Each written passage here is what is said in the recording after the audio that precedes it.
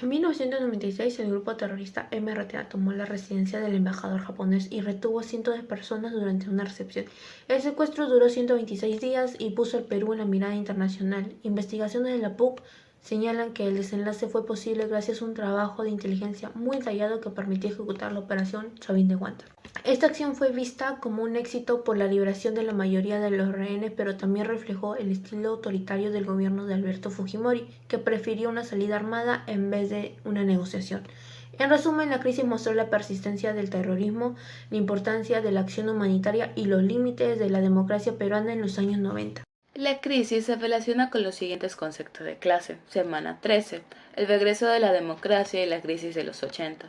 Esta clase se relaciona porque la toma de rehenes mostró que aunque el Perú había recuperado instituciones democráticas, la violencia política seguía condicionando la estabilidad del país, ya que la democracia se veía frágil frente a grupos insurgentes que aún tenían capacidad de acción.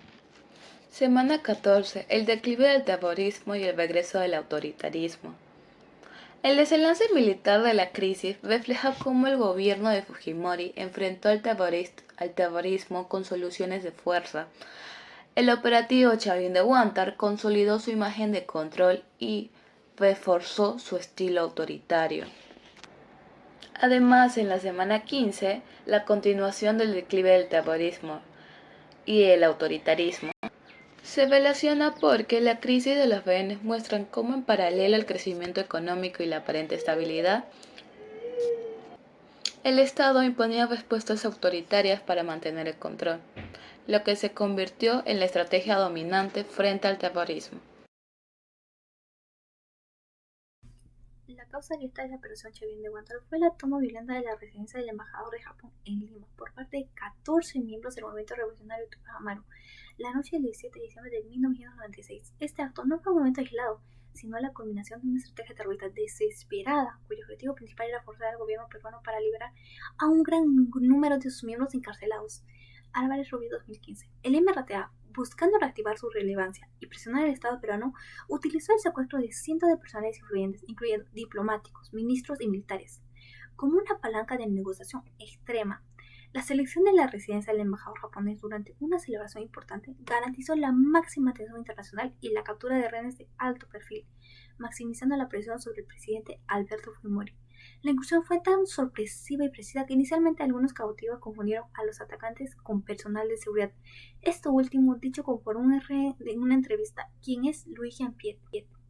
Ante la firmeza del gobierno de no ceder a las demandas de liberar a los terroristas presos, una posición respaldada por la opinión pública para no legitimar la violencia subversiva, y tras 126 días de negociación infructuosas, la única alternativa fue la intervención militar de rescate. Por lo tanto, la causa última que desencadenó la operación fue la inflexible exigencia del MRTA de canjear rehenes por presos y la decisión inquebrantable del Estado peruano de no negociar con el terrorismo, lo que convirtió a la acción armada en el único camino viable para poner fin a la crisis. La consecuencia más significativa de la operación de Chavín de Guantar fue su éxito militar decisivo y la controversia legal de la larga duración que generó. Esta operación, al lograr un rescate de 62 rehenes y eliminar el comando terrorista de la MRTA, representó el golpe final que desarticuló a este grupo subversivo, marcando un triunfo estratégico y un punto de inflexión en la pacificación del Perú, según Astudillo Salcedo en el 2019. Dicho éxito no solo puso fin a 126 días de crisis, sino que también consolidó la imagen de las Fuerzas Armadas peruanas y fue estudiado globalmente como un manual de audacia táctica en operaciones de rescate complejas, según Doria Valverde en el 2020. No obstante, esta victoria estratégica tuvo un costo ético y legal que se convertiría en una consecuencia perdurable. La operación pronto fue eclipsada por denuncias de ejecuciones extrajudiciales de algunos miembros de la MRTA, quienes supuestamente habrían sido capturados con vida. Este señalamiento transformó un triunfo militar en un prolongado debate sobre los derechos humanos y el uso legítimo de la fuerza. El caso escaló hasta la Corte Interamericana de Derechos Humanos, la cual, aunque reconoció la legitimidad del rescate, ordenó al Estado peruano investigar y procesar las alegaciones de violaciones a los derechos humanos, según Álvarez Rubio en el 2015. ¿Cómo ¿Cómo se vivía en la ciudad durante los 4 meses que duró la crisis de los rehenes antes del operativo Chavín de Guanta? Con mucha preocupación, indignados por lo que pasó, esperando noticias positivas, que todo salga bien con el rescate, pero sí fue unos momentos muy duros. ¿Qué comentaban sus vecinos, amigos o familiares sobre la crisis de los rehenes en la residencia del embajador japonés? ¿Qué comentaban mis vecinos? Que ojalá que todos salgan vivos, y la verdad, que los terroristas no, y que pronto se acabe el terrorismo en el país. ¿Notó algún cambio en la seguridad o en la vida cotidiana después del operativo Chavín de Guantar? Sí, yo creo que fue un paso para que se termine toda esa violencia que había en esos años en el país. ¿Qué enseñanza cree que dejó este episodio para la sociedad peruana? ¿Qué enseñanza dejó? Que unidos podíamos lograr muchas cosas, y preparados también, y siempre tener un líder que nos lleve hasta un buen puerto, ¿no? Cuando se enteró del secuestro de rehenes, ¿cuál fue el primer sentimiento que recuerda haber tenido? Sorpresa. Nadie se esperaba que escalara tanto, la verdad. Nadie esperaba una incursión armada a un lugar y con toma de rehenes que parecía algo sacado de una película. A todos nos agarró por sorpresa. Y más aún la dilatación del proceso del supuesto, ¿no? Del supuesto conversatorio, lo bajo, por así decirlo, se estaba haciendo ya el plan de ataque.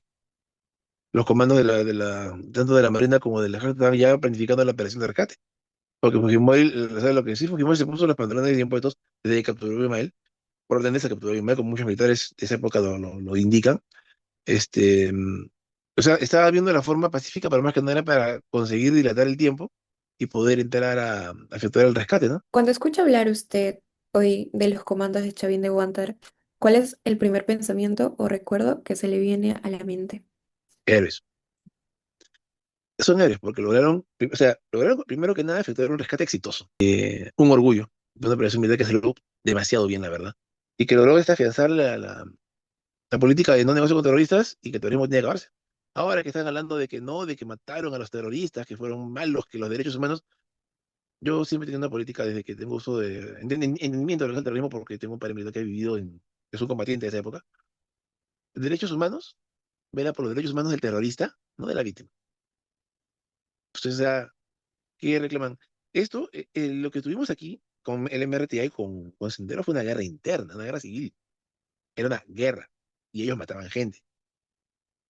En una operación de comando, de infiltración y de rescate, la consigna era entrar y matarlo. O sea, sí es triste, es fuerte, pero fue necesario. No quedaba de otra. Finalmente, en la formulación de conclusión, sabemos que la crisis de los rehenes se originó cuando el MRTA tomó violentamente la residencia del embajador japonés en el Perú, como una estrategia para recuperar protagonismo político y presionar al Estado en liberar a sus integrantes encarcelados. Esta acción no fue improvisada, sino cuidadosamente planificada, ya que sea para llamar la atención nacionalmente como internacionalmente. Esto obviamente pone en aprietos a Alberto Fujimori, ya que él debía decidir entre proteger la vida de los rehenes o mantener una posición firme frente al terrorismo. Como respuesta, el Estado ejecutó la operación Chavín de Guantar, que logró rescatar a los rehenes y desarticular definitivamente el MRTA. Este hecho fue considerado un gran éxito militar y un punto de quiebre en la lucha contra el terrorismo en nuestro país. Según los testimonios recogidos de los entrevistadores, demuestran que esta crisis no solo tuvo consecuencia política y militar, sino también hubo un fuerte impacto emocional en la población peruana. Durante el secuestro, muchas personas sintieron miedo e incertidumbre. Sin embargo, después del rescate predominó una sensación de alivio. Incluso uno de los entrevistados calificó la operación como un milagro y otros llamaron héroes a los miembros de las Fuerzas Armadas, lo que refleja el profundo impacto que tuvo la intervención en la sociedad. De hecho, marcó la vida de toda una generación y quedó grabado en la memoria colectiva como un símbolo de lucha contra el terrorismo. En conclusión, aunque el Estado logró una victoria importante contra el terrorismo, su respuesta no fue completamente adecuada desde una perspectiva democrática y de los derechos humanos.